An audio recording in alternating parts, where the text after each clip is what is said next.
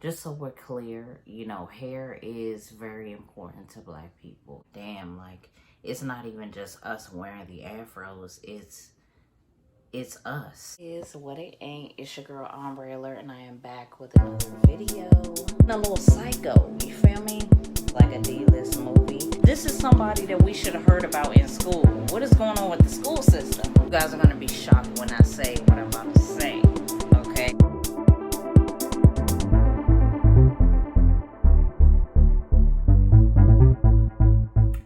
What it is, what it ain't, it's your girl Ombre Alert, and I am back with another video. Y'all, are you ready? Are you ready? Okay, enough of the jokes. So I'm back with another video. In today's video, we are going to get into a documentary called Back to Natural, okay? So if you guys are ready, this video is going to be about natural hair, everything curly, everything coily, kinky, all that. So if you're ready, let's get into it right now. So I took some notes from this documentary, but some of it is going to be like top of the dome, so just hang in there with me as usual. But I did take some notes. A question that was a common theme in the documentary was, why do we have to look like a caricature of ourselves to be taken seriously? That's deep. I think this question came about in the documentary specifically about hair. Like wearing your hair out and wearing your hair in a workplace. And they were talking about how the advertisements in the 50s and the 60s were perms.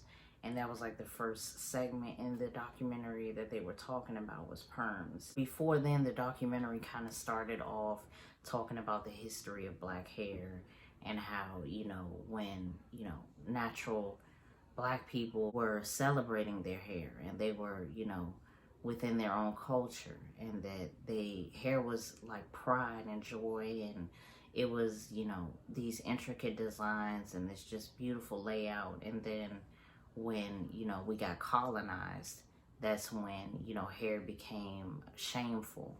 And specifically colonized in slavery, that's when we had to cover up our hair. We didn't have time to take care of our own hair because of the manual labor of slavery. It was making women's hair fall out, and it was, it was just infestation in the hair, stress, all of that contributed to having bad hair and losing your hair and death and just being surrounded with extreme negativity. All that affects our hair. And just so we're clear, hair is very important to Black people. It's very important. Just like it is to any person of any race, hair is very important. But specifically, our hair helps define our identity, the way that it grows out of our scalp. It helps to differentiate us from any other race and is a part of our definition of beauty. So I just want to get that out the way. Because a lot of people think that it's not, like, when other people wear our hairstyles, like, it's not a big deal. And to us, it is a big deal, because people of different races, specifically white people, are accepted more when they jock our style, and when they take our hairstyles, they're accepted more because of the color of their skin. But when we rock our natural hairstyles, we're always being questioned about it. There's always a problem. It's always a distraction, when it's really something that we can't help. It's not a manipulation. Our hairstyles are not manipulated. It literally is the styles that we can and do to our hair, because our hair is one of the strongest textures in the world. It can handle it. That's why the things that we do to our hair are being done, is because it can withstand a lot of pressure. Just like Black people in general, we can withstand a lot of pressure. Amen, amen. And with the question, why do we have to look a caricature of ourselves to be taken seriously, came after slavery, came like the desire to be accepted by society. And that's when the perms came into play, and this, desire to have a more European look to be acceptable. Little did we know it wasn't going to change a damn thing. You know, we were still black to them, and we were still uneducated and unqualified to, you know, fit in. So the perms didn't really help anything, but it did change in some way, shape, or form. It did change the perception of whites. It made them feel more comfortable being around us, which is odd when you think about it, because it's just like a chemically enhanced hairstyle is making them more comfortable. You know, us frying our fucking scalp, you know, is making them feel more comfortable being around us, which is odd. And it was popping up in all the advertisements. I'll try to, if I can find one, I'll try to add one in this video. Now on woman's top question, hair. Most hairdressers spend their time and skill in trying to put curls into women's hair and keep them there long enough to justify all the talk about permanent waves. Here at the British Colonies Club, we met a hair expert who does permanent waving in reverse. Her clients are all Africans. They're born with a permanent wave, but do they like it? They're women, aren't they? Round they come to Carmen, England, to be unpermed. Idea is to take out all the kinks in the hair and give it a permanent straightener. Like, it's very cringy when you think about, you know, the natural hair community now and how things were in the 50s and 60s during Jim Crow.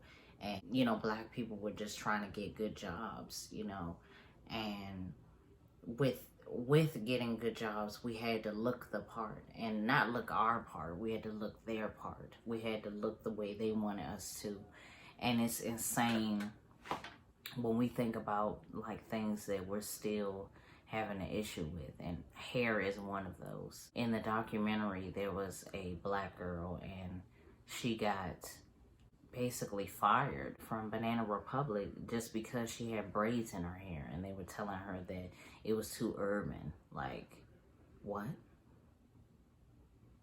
And specifically in my experience with working at Abercrombie, I think I had my hair straight. I had my hair permed, but it was up in like a ponytail, and it was cute. It was like a cute hairstyle that, you know, was cute. And they were saying like it was too, my hair was too distracting, and they always said something about my hair. Even at Starbucks, I had a situation with, I started wearing my afro out, and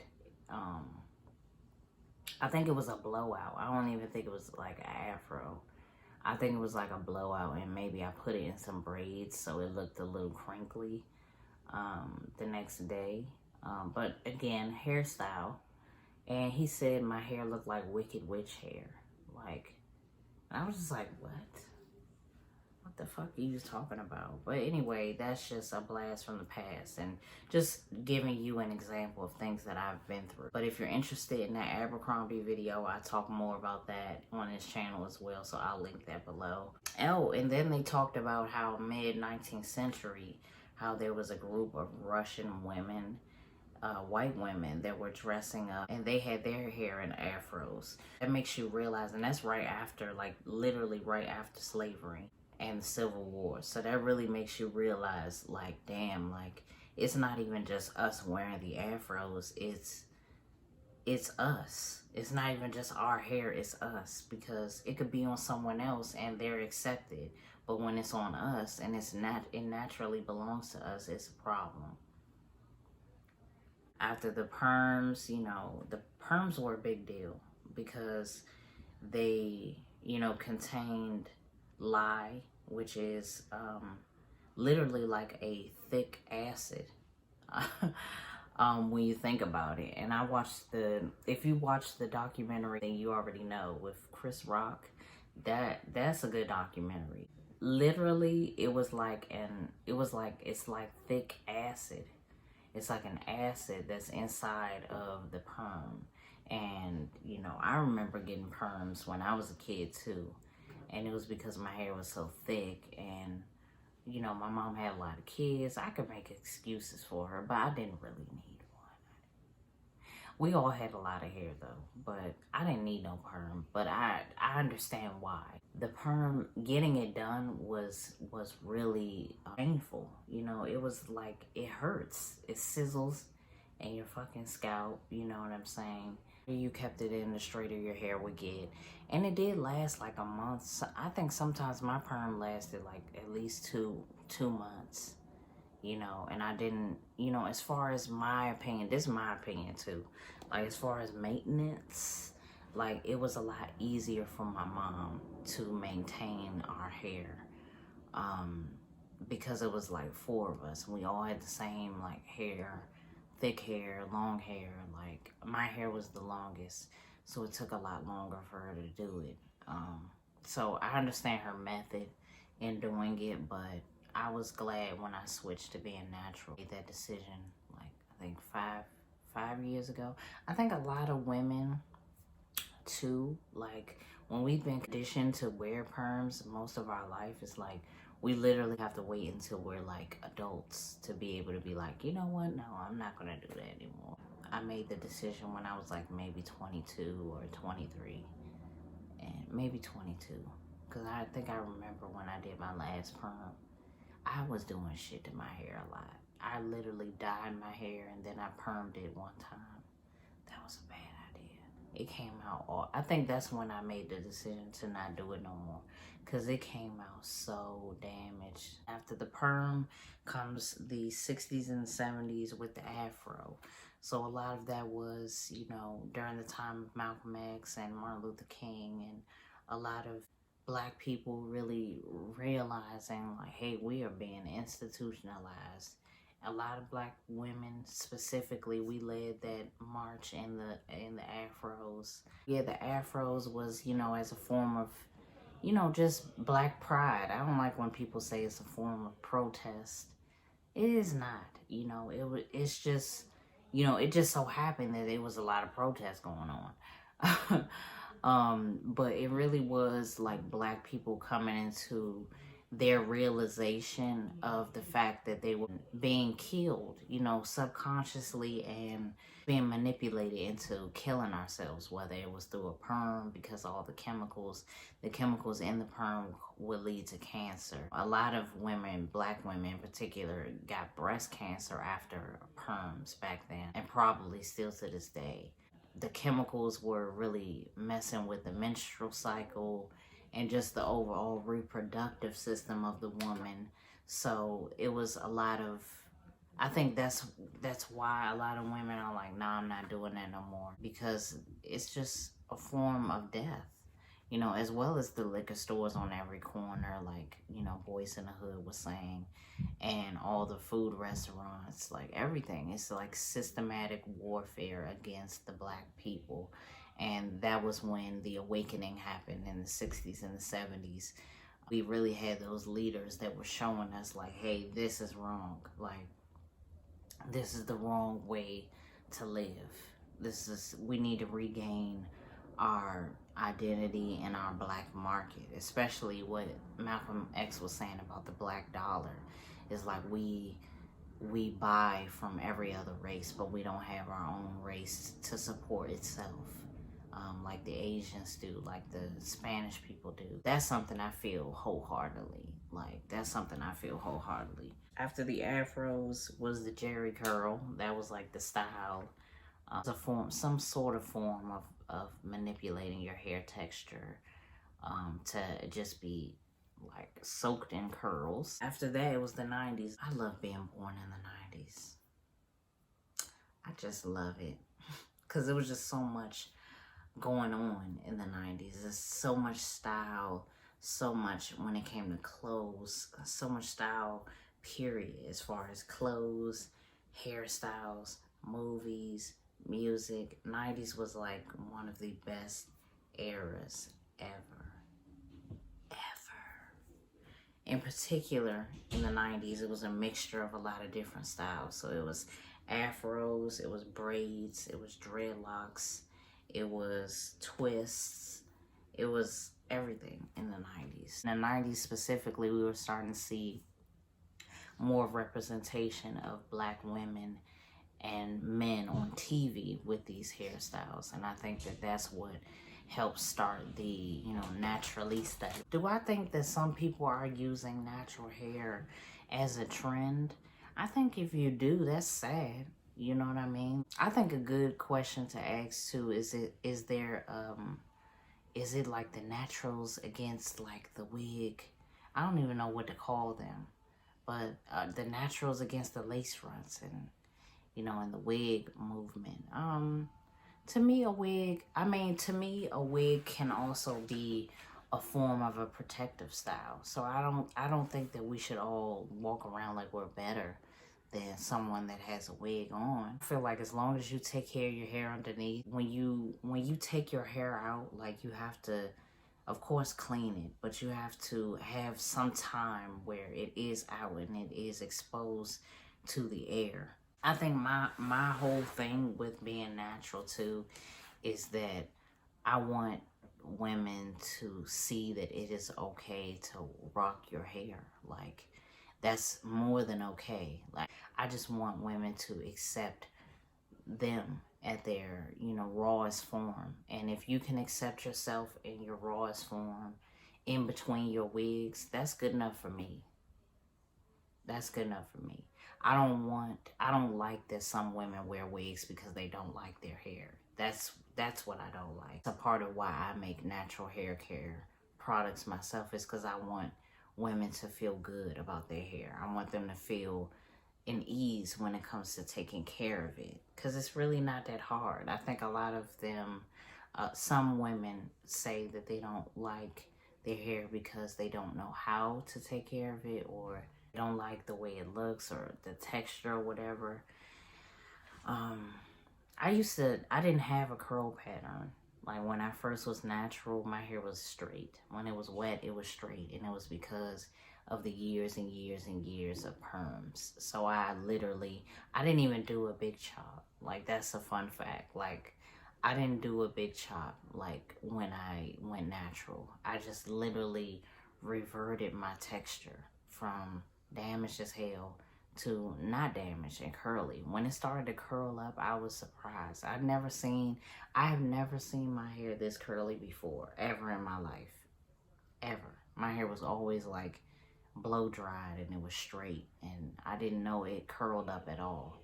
My mom used to tell me like my hair was curly when I was a baby, but I was a baby. And back to that state of my hair, like, I just appreciate me a lot more. I appreciate my heritage a lot more because of my hair. I feel like it makes me more curious about where I come from and who I am and who my ancestors were and how were they.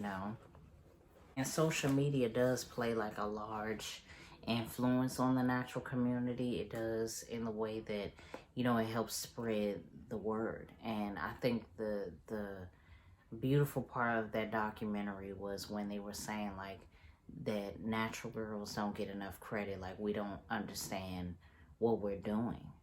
With every video that we upload, whether it's 2 minutes, whether it's 60 seconds, any video that you upload showing women how to do your hair, you're helping someone. And whether it goes viral or not, that shouldn't be the point. Like, the point is that we're normalizing, creating a safe place, which is every place on social media, for our hair. Seeing different textures of our hair, not just seeing one type of hair texture all the time, is really diversifying the world. And that's what we're doing. So if you do hair videos, do your hair videos, boo. Show people how you do your hair. Don't get discouraged by no damn numbers or no algorithm or nothing like that. Upload your videos. Like, no. Upload your videos, sis. Upload. Something that was shocking but not shocking to me about this documentary was when they were saying 96% of consumers of beauty supply stores are Black women. That's not shocking. But what's horrid to me is that less than 3% of Black women own the beauty supply store. Don't y'all think that is crazy? Especially for the women that wear wigs. Like, y'all need to buy a beauty supply, okay? Like, especially because when I go into the beauty supply, I don't buy no damn wigs.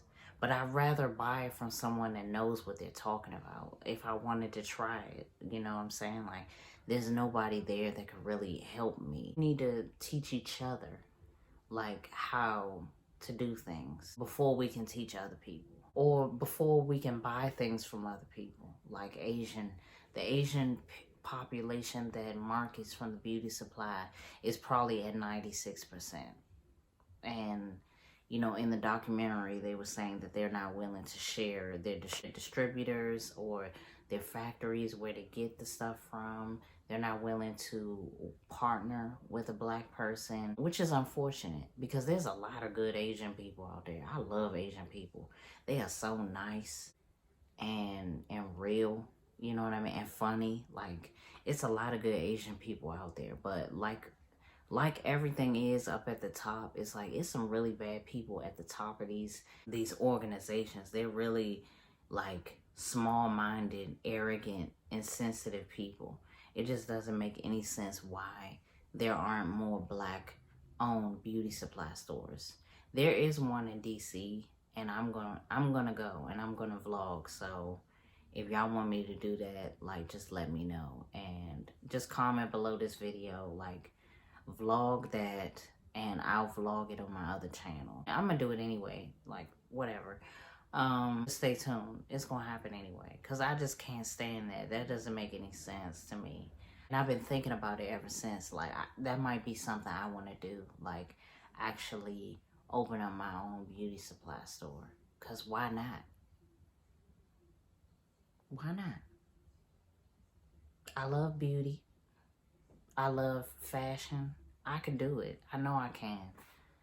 I know I can. It can't be that damn hard. I know I can do it. I can do anything. Fuck that. Being said, this documentary was fire. I recommend you guys go watch it. It's called Back to Natural. It's a lot of history in it, especially about, you know, not just, you know, black people, but people that are mixed with white. And it's a lot of stories on there. It's a lot of facts about black history, about, you know, how we treat each other, you know. And that leads to the question of, is other people's perception of our hair worse or better than our own? Because we can't, you know, keep having this division of texture and colorism within our own community. We need to be together. We need to support each other before we support anybody else. And we really need to do this. We really need to stick together, especially now, you know. So yeah, that's going to end this video. Make sure you like, comment, and subscribe. More videos on the way. It's Ombre Alert. Peace.